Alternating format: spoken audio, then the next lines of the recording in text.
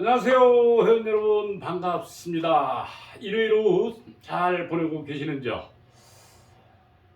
오늘은요, 지난 시간에 잠깐 말씀드렸던 것처럼요, 공개 강좌 안내를 해드리도록 하겠습니다. 좀 잘 보이시라고 빨간 펜으로 좀 썼는데 그게 잘 보이시는지요? 네. 날짜는요, 돌아오는 토요일, 다음 주죠. 5월 21일 날 15시부터 18시까지 하게 됩니다.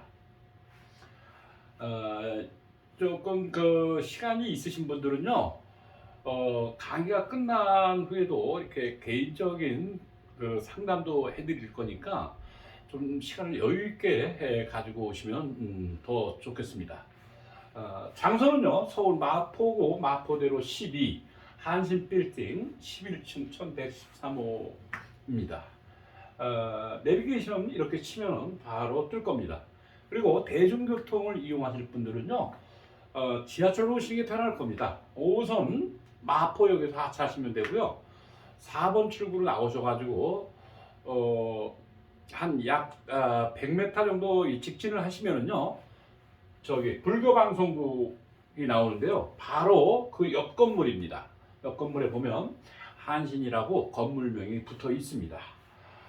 그리고 수강 신청은요, 당일날 하면 좀 복잡하고 좀 번거로우니까 미리 이 전화번호로 해주시면 되겠습니다. 010-6279-5977번으로 해주시면 되고요. 선착순 15명입니다. 20명이 충분히 이상 들어갈 수 있는 공간인데, 넓은 공간인데요. 그 뭐 방역 안전을 생각해 가지고 좀 더 쾌적한 공간에서 하려고 15명으로 했습니다. 그러면 15명 이외는 안 되느냐? 16명, 17명은 안 되느냐? 들으실 분들은요, 걱정 마시고 오시면 됩니다. 환영하겠습니다. 그리고요, 수강료는 상담료를 포함해가지고 5만 원입니다. 그래서 미리 입금을 시켜주시면 감사하겠고요. 계좌번호는 신한은행으로 해주시면 됩니다. 621-12-118-158 예금주는 박경호입니다. 자, 들으러 오시는 분은 대상은 누구냐면요, 누구든지입니다. 초보자도 좋고 뭐 중급자, 호흡자도 좋고요. 또 지금 직업으로서 하고 계시는 분들도 얼마든지 환영하겠습니다. 사실 제가 지금 그 프로로 하시는 분들에게 한 말씀 드리면요, 지금 한 95% 정도라고 봐야 됩니다. 지금 그 옛날 중국 고전 이론을 가지고 지금 자주 적용을 해가지고 보고 있는데, 저도 이제 뭐 그런 과정을 겪었습니다만, 솔직히 그 옛날 중국 고전 이론은요, 허점이 좀 많습니다. 그런데 이거를 한계가 분명히 느껴집니다. 그런데 그동안 이제 이게 오랜 세월, 몇천 년을 내려오다 보니까 이게 경험이 쌓이면서 경험치로서 부족한 부분을 메꾸고 커버를 들어갔는데, 이론 자체로서는 한계가 분명하다는 겁니다. 그런데 제가 그동안 나름 이론서를 본 중에서 보면은요, 정말 괜찮은 것들도 있는데 그래도 한계가 있습니다.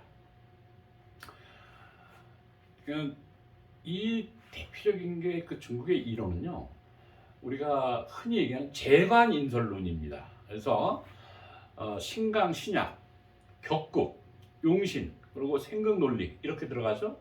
그리고 모든 것을 갖다가 이론이 바탕이 탄탄하지 못하니까 전부 다 그냥 기본 공식처럼 외워가지고, 구구단처럼 외워가지고, 주로 살 수백 가지를 외워가지고 적용을 시키는 겁니다. 그러다 보니까 사주를 판독하게 되면은 어떤 그 희망적인 건 보지 않고 전부 다 뭡니까? 부정적인 것만 찾게 되고 보게 됩니다.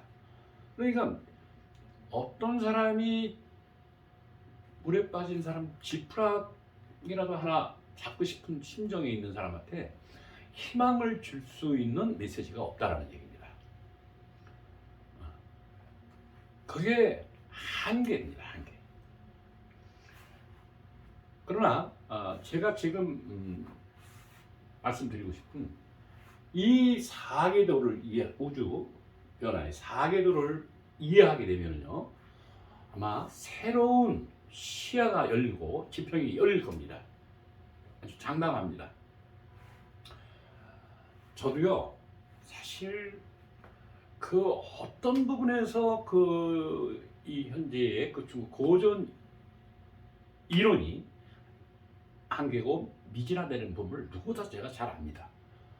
그러다 보니까 수없이 저도 고민하고 이 안에 사주 안에 답이 다 있긴 한데 내가 모르는 것뿐이다라는 생각을 저도 많이 했었습니다.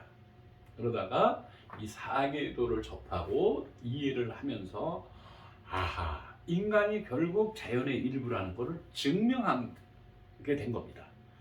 그러다 보니까 우리 인간을 갖다가 인위적으로서 이렇게 저렇게가 아니라 자연하고 똑같은 자연의 이치, 자연의 원리에 입각해서 사주를 보게 되면 정확하게 판독을 할 수 있고 미래에 대해서 정확하게 예측할 수가 있다고 보는 겁니다.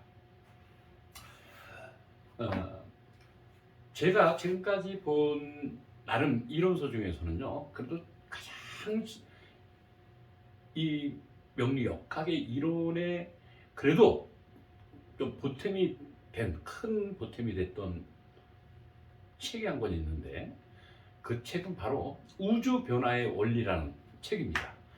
한의사이신 한동석 선생님이 쓰신 저서인데, 그래서 그 60년대 박정희 시대 때죠 아마. 그때 이제 그 유신에 대한 그서 비판하고 해가지고 곤욕도 치른 걸로 제가 알고 있는데, 바로 한의사분이 저서기 때문에 이거는 한의학도들에게는 제가 알기로 필독서로 알고 있습니다. 그런데 이게 어마어마하게 심도 있게 음양오행의 원리, 언제나 음양오행의 원리인데 너무나 심도 있게 다른 것까지는 참 좋은데 너무 난해합니다. 일반 사람들이 이해하고 파악하고 이해하기에는 정말 난해하기 때문에 이 책은 난해도에서 최고의 서적이라고 생각하는데요. 또 그렇게 정평이 나 있습니다. 그래서 그거를 완전히 좀 이해를 하기 위해서 이제 여러 번을 갖다가 이제 읽었지만은 그래도 저는 그 책에서 많은 거를 얻게 됐습니다.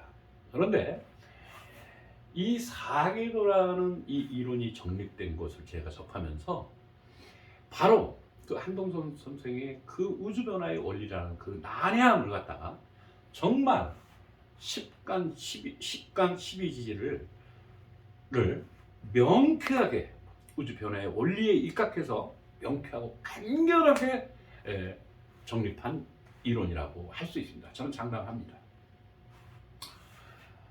자, 근데 그 책을 보시려면요, 보통 인내를 필요로 하는 게 아닙니다.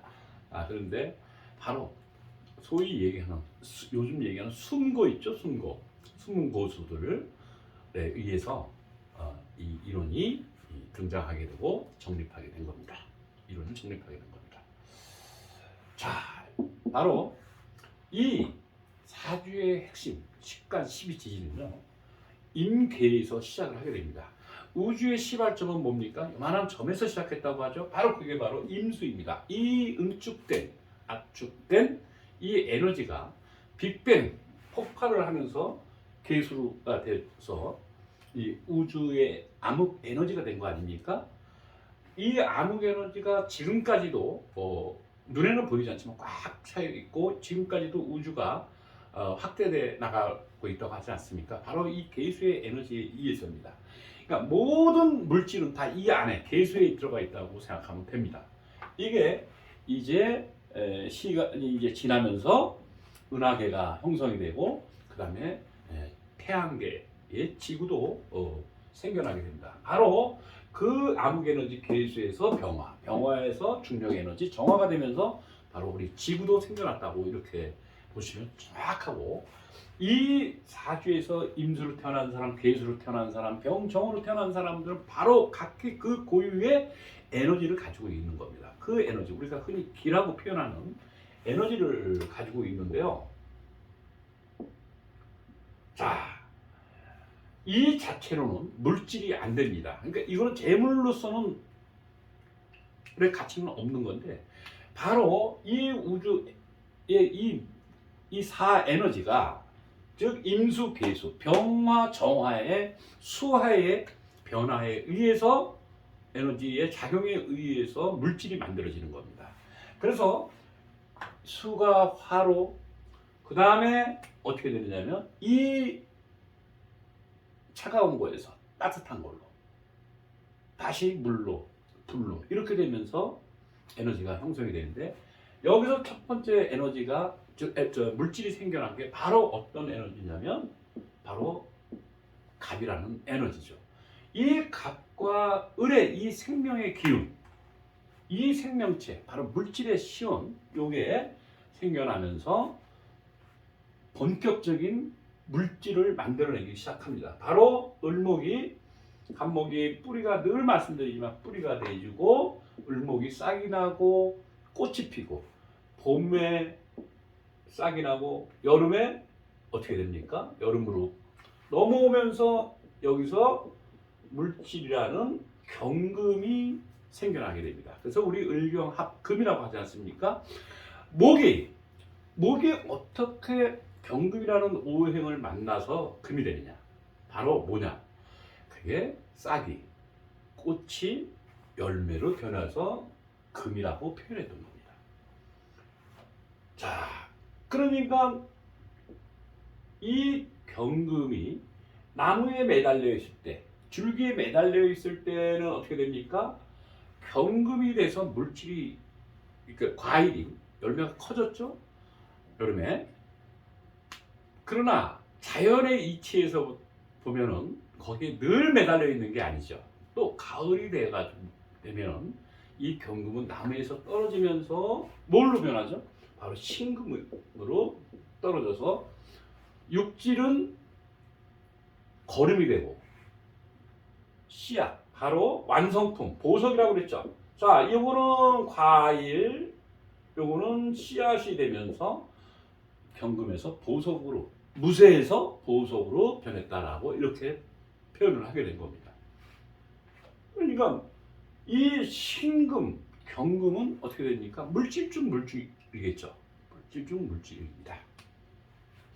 그래서 이 씨앗은 얼어 죽지 않아야 되기 때문에 우리 지구 내부에 있는 정화, 중력에 있는 정화로서 따뜻하게 열기가 가해지고, 열기에 의해서 살아가게 되고, 이 열기를 받은 이 신금은 바로 수분을 흡수하고, 수분 쪽으로 그걸 흡수하면서 어떻게 됩니까?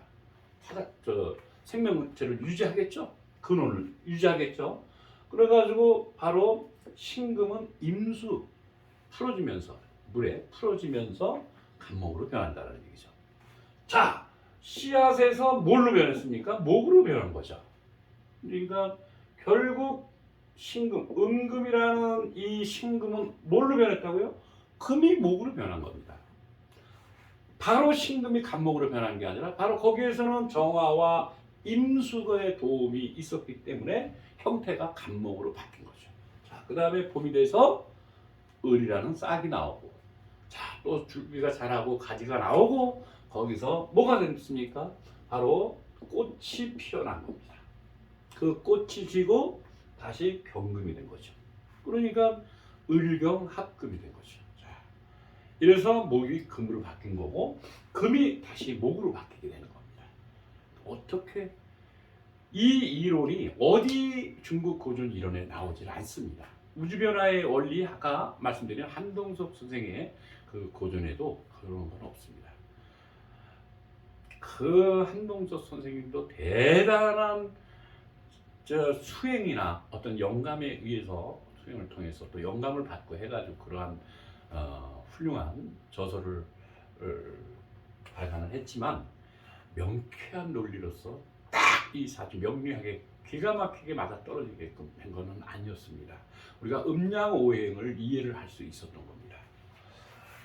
저는 그렇게 생각을 하고요. 저 개인적으로는. 그래서 이번에 이 사계도 자연의 이치, 자연의 원리를 이해하는 이 명리역학을 이렇게 이론을 터득을 하시게 되면 앞으로 많은 도움이 되리라는 것을 저는 확신합니다.